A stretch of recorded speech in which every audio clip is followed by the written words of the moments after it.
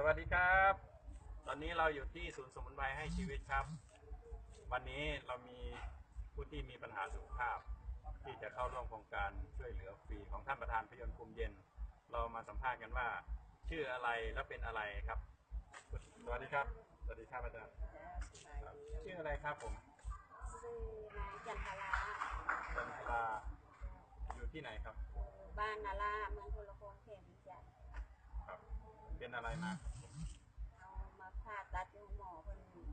ให้ความแนะนำว่าเป็นมะเร็งเต้านมแบ่งตอนนี้ตัดหรือยังเจาะแล้วขึ้นไหมเจาะแล้วมันขึ้นใหม่เป็นมากี่ปีแล้วครับได้2 ปีฝ่ายแล้วเจาะ2 ปีตายกับเกิดอีกไหมไปเจาะไปผ่าออกแล้ว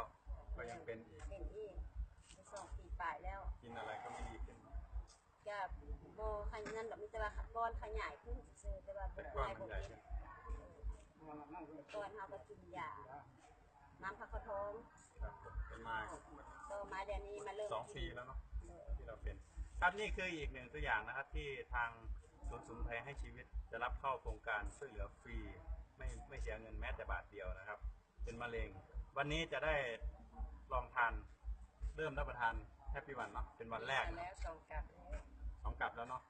ครับแล้วก็จะเข้าร่วมวันนี้อีกวันนี้วันที่7นะครับเดือนตุลาคม